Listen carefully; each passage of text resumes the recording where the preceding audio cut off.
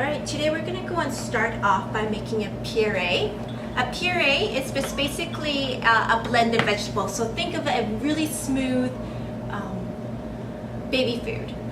Often when you're going to start a puree, you take a cold pot with nothing in it and you're going to put some onions, the type of vegetable you want. So we're going to go and do carrots. And then afterwards, you're going to go and put some butter.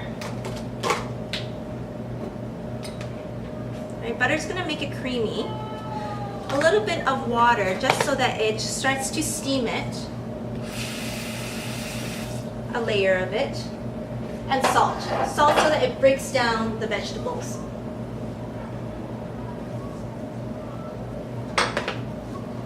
You're going to put a lid on it. And sometimes in a restaurant we don't have lids. We just put a pot right over a pan. As long as it just contains the heat, we're fine. So we just put this right over and we're just going to cook it until the vegetables are so soft that once you touch it, it breaks apart. That's the only thing. So that is a puree.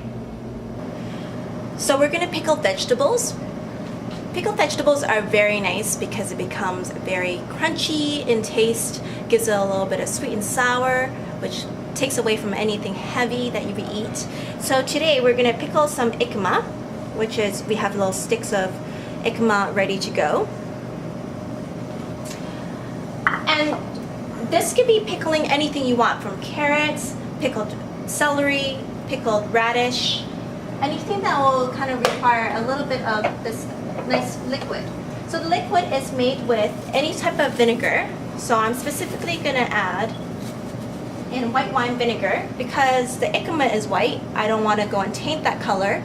But you can use red wine vinegar if you want. A red wine vinegar or apple cider vinegar. What type of vinegar that you want to infuse right inside this specific vegetable. So I put in the vinegar, and I'm going to put in equal parts of sugar.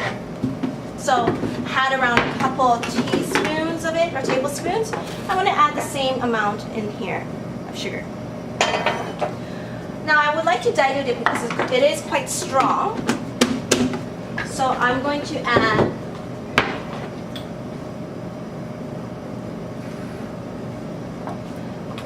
half the amount of water than the vinegar. So if I added half a cup of vinegar, I'm going to add a quarter cup of water. I turn this on, and I'm going to go and infuse it with a little bit of seeds. Now I have some toasted cumin seeds, so I'm just going to put it in.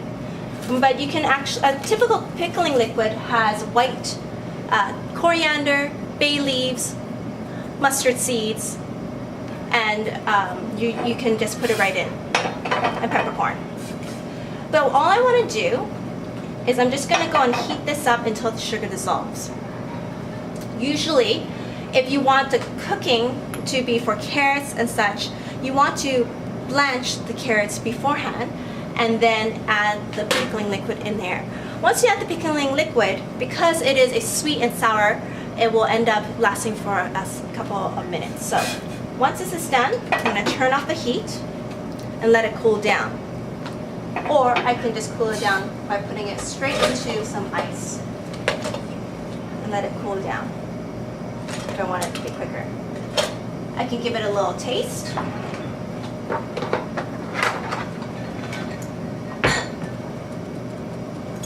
Tastes good. Then I'm going to go and pour this over my ikma.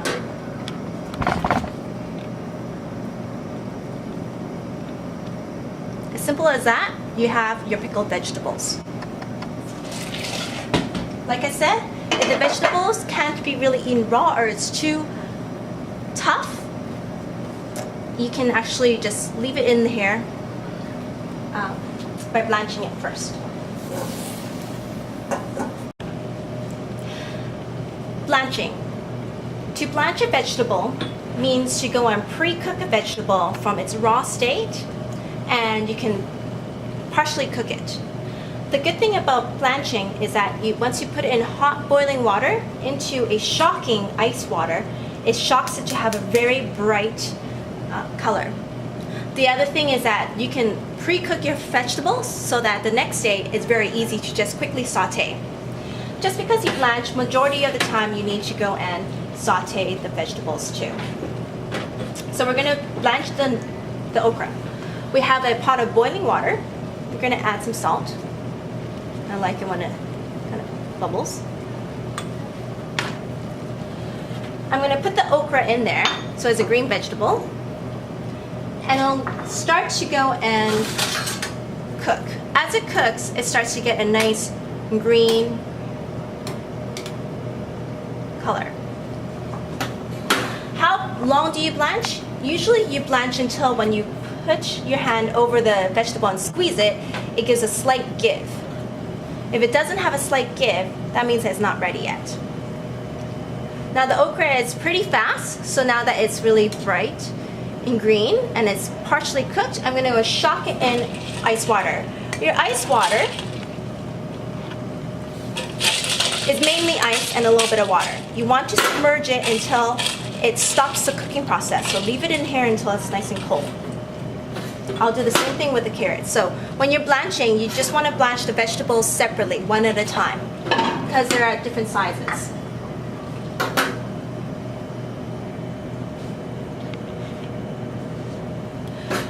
So once again, I'm going to take my vegetables. Once I feel that it's cold, I don't want any of my water-soluble nutrients to be left in here. I want all the nutrients to be in my body. So once it's cold, I'm just going to pat it down dry, and I'm going to be leaving it. At this stage, if I have something really, if it's really cold, I'm able to go and take this, and I'm going to be able to saute another day. So I can saute this tomorrow. It'll be good for 2 days or 3 days blanched. Same thing with my carrots. Once it's done, I'm going to take a look at it. Feel the carrots, slight give, and it goes into my shocking ice water. And that's basically it. That's blanching.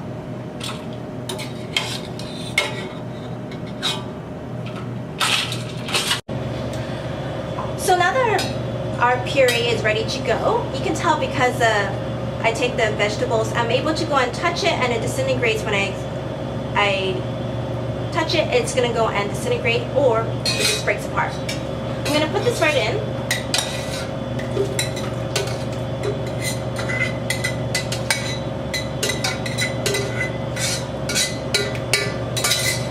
I put it in if there's a little bit of water. If there's too much water, it's okay, you can take it out. I'm going to add a little bit of cream, and the cream is not to go and make it too creamy, because you want a nice bright color, especially if it's a carrot, which I'll show you in a bit. But you want it just so that it will just have a nice creaminess to it, along with some butter, which is at the bottom. Once it's ready, I'm going to strain it through a strainer to get rid of any lumps, and then I'm going to heat it back up, and it'll be a perfect puree that gives you nice swipes and different colors and smooth textures on your plate. Now I made another puree. This is a squash puree with a little bit of cinnamon, so you can actually add any type of whole spices. You can take it out before you blend it, and it has different type of flavor. But this is what I mean by adding less cream so that it becomes nice and bright in its color. You could do this with anything, even green. You can add sauteed spinach and create a spinach puree. You can also do it for squashes, carrots, anything that will be able to blend nicely. I'm able to go and take this. It's creamy enough and smooth enough because of this reason to be able to create decorations on my plate. So instead of just putting it on, I can actually make something called smears or quenelles on the plate. So one of them will be just putting it right on, creating a circle, and I could just take my spoon, just swipe. And then now I have a decoration that will be able to place any of my food on there and give it a nice accent. Okay, right now we're gonna also braise vegetables. A braise is a combination of a moist heat cooking method and a dry heat cooking method. So the moist heat will come from the liquid that we add, and we're gonna simmer our food inside it. The second one will be the dry heat cooking method, is just searing or sauteing whatever vegetables I have. So I have large sticks of celery because braising is for things that are tougher. So for example, celery has very fibrous tops that are chewy, so you want to go and braise until it's tender. Leeks are the other, fennel is another also. You can also braise squash, daikon, etc. So I'm going to start by adding a little bit of butter, because butter is so tasty. And to make it so that the butter won't burn, I'm going to add a little bit of oil just to raise up the smoke point. Once it starts to melt, I'm going to go and start to saute my vegetables in here. So I will have the celery. At the same time, while this is happening, I could take the salt and add a little bit over it.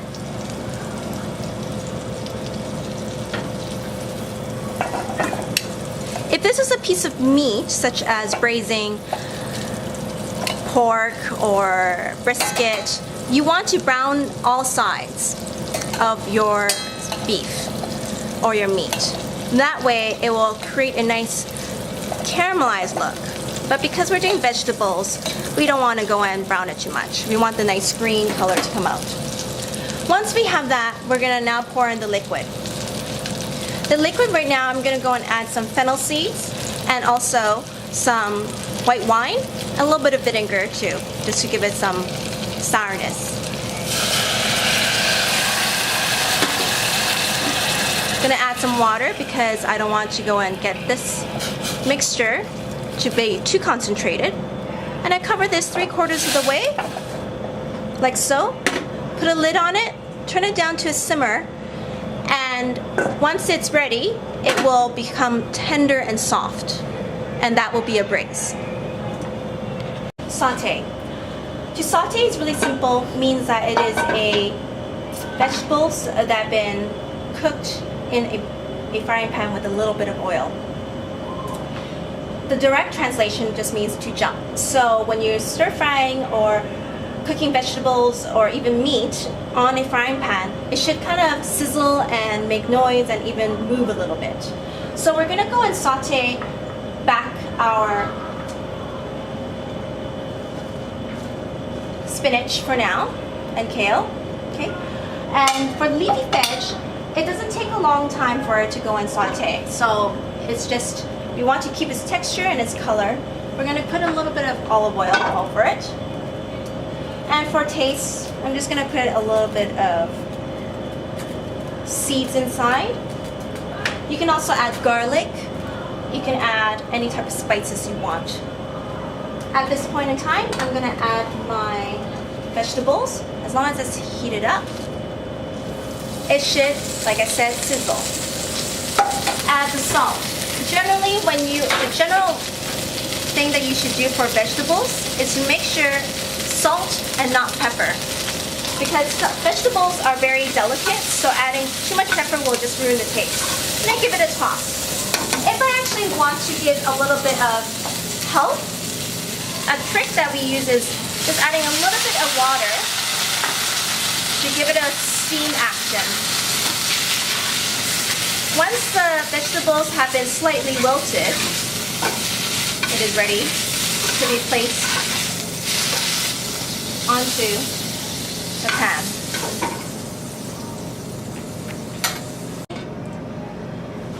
So now that my okra has been blanched, I'm going to go and saute. And what I just want to do, and it could be on low, is just to reheat my cold okra or any vegetables, because Now that it's so nice and bright, I still want to go and make sure it's hot on the plate. So I'm gonna put it on. Just give it a nice toss. Give it a little bit of seasoning.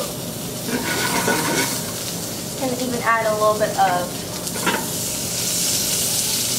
butter. A little bit more oil.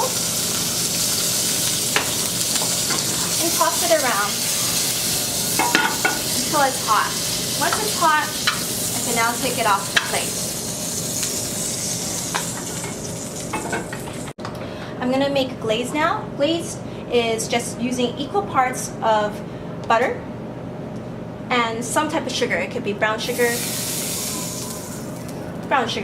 or honey, any type of sugar that will help to caramelize and coat anything that would love a glaze. So usually you would see glazed yams or anything that's sweet, squashes, or right now for ours it'll be our carrots that has been blanched already.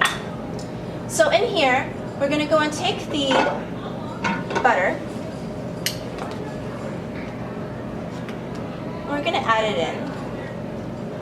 We're going to add some water too.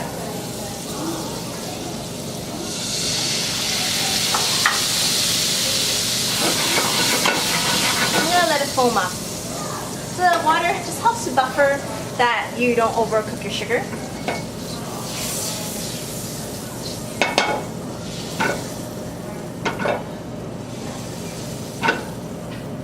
At this point, I'm going to go and add my brown sugar, equal parts.